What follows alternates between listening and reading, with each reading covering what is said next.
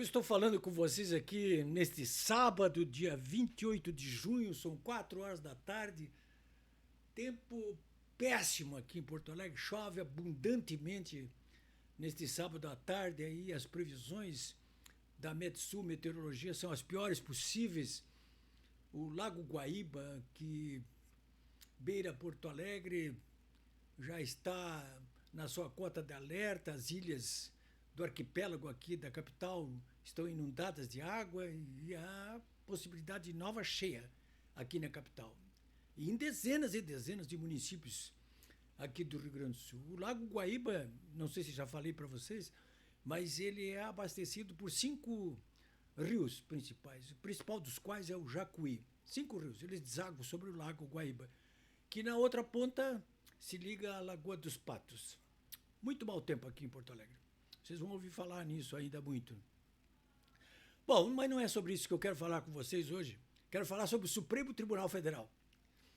Bom, hoje eu estava dando uma olhadinha na pesquisa que foi divulgada exatamente neste sábado pelo Instituto Datafolha, da Folha de São Paulo, que mostra o seguinte: 58% dos brasileiros sentem vergonha do Supremo Tribunal Federal. 58% sentem vergonha do que fazem os ministros do Supremo Tribunal Federal. Está no Datafolha de hoje, Folha de São Paulo. Eu estou publicando isso no meu blog, polibiobraga.com.br, em detalhes. Bom, a verdade é a seguinte: a Corte Suprema ela virou uma espécie de geni dos 3 poderes. Tudo em função dos desatinos que promovem diariamente ministros dessa Corte, perseguindo centenas de oposicionistas e seus líderes, Bolsonaro à frente, censurando à torta e à direito a expressão, as opiniões das pessoas, usurpando poderes do Congresso e servindo de modo carnal, portanto, aos interesses também dos governos Lula, do PT, mas, mais do que isso, interferindo inclusive nos rumos da economia brasileira, como é o caso da censura prévia que acaba de introduzir essa semana o Supremo nos serviços das plataformas geridas pelas grandes empresas multinacionais de internet e também por pequenas e pequeníssimas empresinhas brasileiras, como é o meu caso. Aliás, esse assunto ainda não acabou, porque é esta fúria sobre a regulação das atividades na internet, é esta fúria do Supremo Tribunal que vai acabar custando sanções que os governos dos Estados Unidos, sede da maior parte dessas grandes multinacionais, vai impor sobre ministros do Supremo, com ênfase para o ministro Alexandre de Moraes. Eu estou publicando hoje, inclusive neste sábado, no meu blog, polibiobraga.com.br, uma informação do deputado Eduardo Bolsonaro, que está lá nos Estados Unidos, e ele está passando uma informação de que o ministro da Defesa, Marco Rubio, está cada vez mais... Secretário de Estado, desculpe, não é ministro da Defesa, secretário de Estado, uma espécie de ministro da Justiça deles lá. Ele é Marco Rubio, ele está cada vez mais pressionado para impor logo essas sanções, porque ele diz que elas vêm aí, sobretudo sobre Moraes e a família dele. Bom, esse número apurado pelo Datafolha constitui a maioria daqueles 213 milhões de brasileiros que a ministra Carmen Lúcia, num arrobo extemporâneo, inaceitável na quinta-feira, chamou de os pequenos tiranos, os 213 milhões de pequenos tiranos brasileiros que usam as redes sociais. Olha, vejam só, né? Pequenos tiranos, ela é a grande tirana, né? Bom, 58% então querem ver o Supremo pelas costas, tem vergonha. 30% demonstra algum respeito pela Corte. A pesquisa mostra que, de qualquer maneira, não é só o Supremo que está sendo mal visto aí, né? O governo Lula é rejeitado por 56%, sente vergonha dele, a Câmara 58%, o Senado 59%.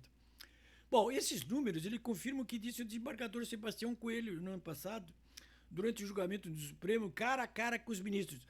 Vossas Excelências são as pessoas mais odiadas do Brasil, e com efeito.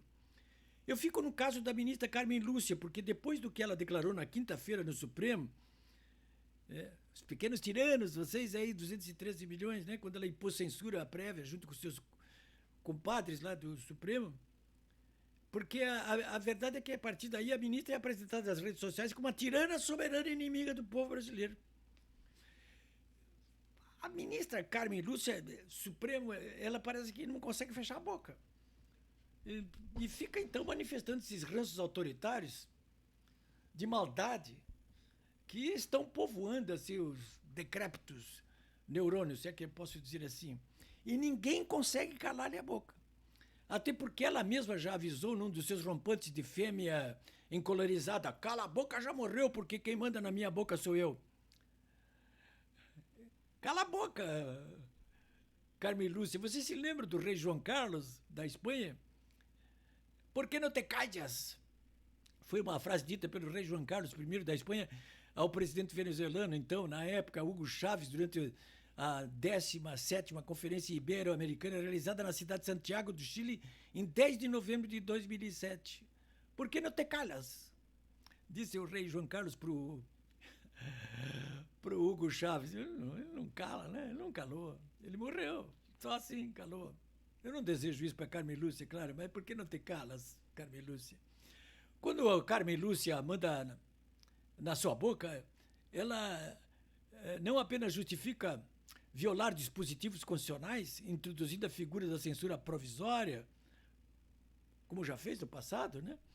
Como resolve ofender o conjunto dos 213 milhões de brasileiros, com ênfase para os 270 milhões de brasileiros que usam a internet, como fez na quinta-feira ao votar pela censura prévia na web. Veja só o que ela disse, né? Na quinta-feira: temos que impedir que 213 milhões de pequenos tiranos soberanos, estava se referindo aí à população brasileira, dominem os espaços digitais do Brasil. Claro, porque eles não dominam espaços digitais. Essa gente toda da esquerda aí, ela é analógica, é atrasada. Né? Nós sabemos disso. Aí tem que censurar, claro, né, os meios digitais. Bom, eu estou finalizando, quero dizer que no meu blog desse sábado eu publico farto material sobre essa anárnia tropical que transforma o Brasil numa banana republics. Chama atenção para artigos do PhD Alex Pipkins, também do Observatório para o Brasil Soberano, e para o vídeo de Felipe Moura Brasil do site O Antagonista. Isso vai ficar assim? Bom, eu concluo dizendo o seguinte: não há mal que sempre dure, nem bem que nunca acabe. A pressão popular é que vai definir os rumos dos acontecimentos. E amanhã nós temos uma nova manifestação. Não esqueço, domingo, na Paulista. Eu vou transmitir tudo isso ao vivo através do meu blog polibebraga.com.br. Me acompanhe.